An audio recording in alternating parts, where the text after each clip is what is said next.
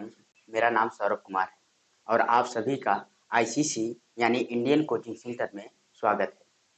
सर्वप्रथम मैं आप सभी को ईद की मुबारकबाद देना चाहता हूँ। दोस्तों, कभी-कभी जब हम असफल होते हैं तो हम बहानों का सहारा लेना चालू कर देते हैं और खुद को झूठी तसल्ली देते हैं। लेकिन मेरा मानना है कि जीत ज़रूरी है, बहाने फिर कभी। तो चलिए इन्हीं बातों के साथ हम आज के टॉपिक की तरफ देखते हैं। आज का जो हमारा टॉपिक है वो है सब्जेक्ट एंड प्रेडिकेट। सब्जेक्ट यानी कर्ता और प्रेडिकेट यानी विधेय। दोस्तों, कोई भी वाक्य दो भागों से मिलकर बना होता है, एक सब्जेक्ट और दूसरा प्रेडिकेट। जैसा कि मैंने आप सभी को पहले ही बता दिया है, सब्जेक्ट यानी कर्ता और प्रेडिकेट यानी विधेय। तो देखते हैं दोस्तों, सब्जेक्ट यानी कर्ता क्या कहता है। कहता है कि वाक्य के उस भाग को सब्जेक्ट कहते हैं। वाक्य के उस भाग को सब्जेक्ट कहते हैं जिसके बारे में कुछ कहा जाता है। वाक्य के उस भाग को सब्जेक्ट कहते हैं जिसके बारे में कुछ कहा जाता है। एग्जाम्पल्स के रूप में देखिए, राम रीड्स अ बुक।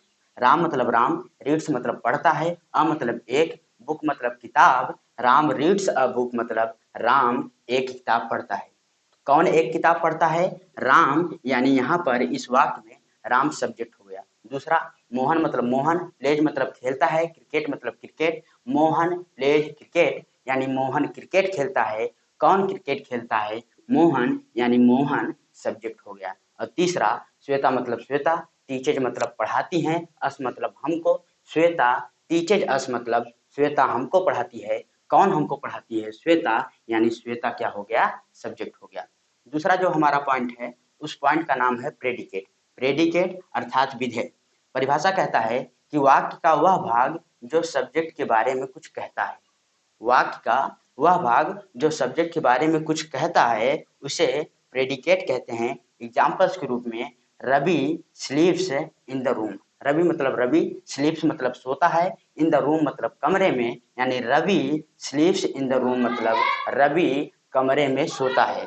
दूसरा, आर्ची मतलब आर्ची, इज मतलब है, कमिंग मतलब आ रही, फ्रॉम मतलब से, दिल्ली मतलब दिल्ली, यानी Archie is coming from Delhi मतलब आर्ची दिल्ली से आ रही है। दोस्तों, ये पहला और दूसरा जो वाक्य है, अगर इसमें रवि करता है तो बाकी जो बचा वो सब प्रेडिकेट है, क्योंकि कर्ता के विषय में ये बताया जा रहा है कि रवि कमरे में सोता है। दूसरा, Archie is coming from Delhi मतलब आर्ची दिल्ली से आ रही है। अगर आर्ची सब्जेक्ट है तो बाकी का जो भाग बचा वह प्रेडिकेट है।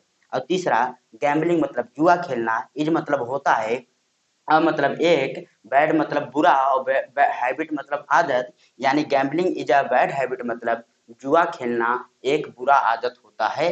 तो गैम्बलिंग ये सब्जेक्ट है और बाकी का जो भाग बचा वो प्रेडिकेट है। और लास्ट है, स्मोकिंग मतलब धूम्रपान, इज मतलब होता है, हार्मफुल मतलब हानिकारक, स्मोकिंग इज हार्मफुल मतलब धूम्रपान हानिकारक होता है। स्मोकिंग ये सब्जेक्ट है और इज हार्मफुल ये प्रेडिकेट है। उम्मीद करता हूं दोस्तों आप सभी को आज का यह टॉपिक सब्जेक्ट और प्रेडिकेट समझ में आया होगा। अगर वीडियो अच्छा लगे तो लाइक, शेयर और कमेंट कीजिए। जय हिंद।